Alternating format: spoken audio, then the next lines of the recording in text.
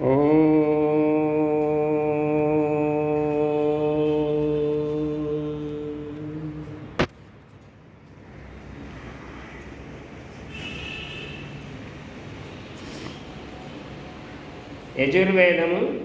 27వ అధ్యాయము 35వ మంత్రం. ఇందులో విషయము పక్షపాతరహిత వ్యవహారము. ఈ మంత్రం చెప్తాం. ఓం అభిత్వా శూరనోనుమో దుగ్ధ ఇవ ధేనవః ఈశానమస్య జగతస్ స్వదృశమీశానమింద్రతస్తుషః. పదార్థం: శూర, ఓ శూరుడా, నిర్భయుడా. ఇంద్ర, ఓ సభాపతి. అదుగ్ధాదేనవః ఇవ. అదుగ్ధాదేనవ అంటే పాలు లేని ఆవు వలె ఉన్న మేము. అస్య జగతః ఈ జంగమ చర జగత్తు యొక్కయు, తస్తుషః స్థావర జంగము యొక్కయు, ఈశానాం నియంతవు, స్వదృశం సుఖపూర్వకముగా చూడదగిన ఈశ్వర్య తుల్యుడెవు.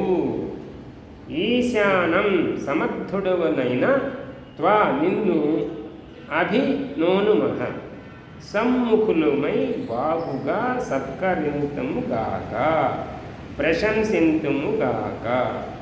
ఇది వేదమంత్రం యొక్క పదార్థము. ఇప్పుడు భావార్థము. ఓ రాజా, ఒకవేళ నీవు పక్షపాతమును వదిలి ఈశ్వరుని వలె న్యాయాధీశుడవై ఎప్పుడేని మేము పన్నులు చెల్లింపకున్నను మమ్ము రక్షింతువేని మేమెల్లప్పుడూ నీకు అనుకూలముగా ఉందుము. దీని భావార్థం. ఇది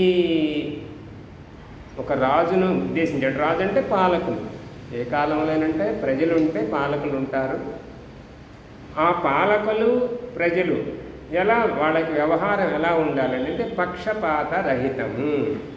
అందరినీ సమాన దృష్టితో చూడాలి పాలకుడు. ప్రజలందరినీ నా వాళ్ళు, మీ వాళ్ళు, నా బంధువులు, నాకు సంబంధించిన వాళ్ళు అని కాకుండా అందరి పట్ల న్యాయమును చెప్పేటప్పుడు పక్షపాతరహితంగా ఉండాలి.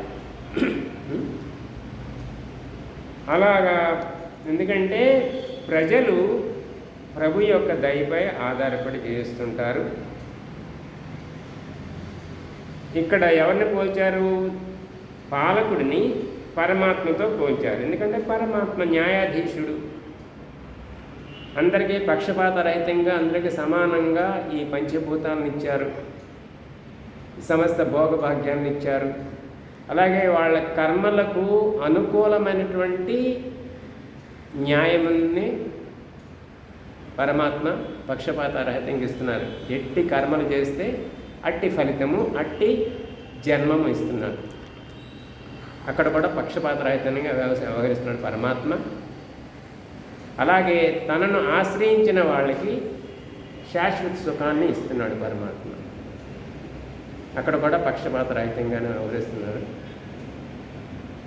ఈశ్వరీయ శాసనానికి అనుకూలంగా ఉన్నప్పుడు ఎల్లర్లు కూడా సుఖంగా ఉంటారు.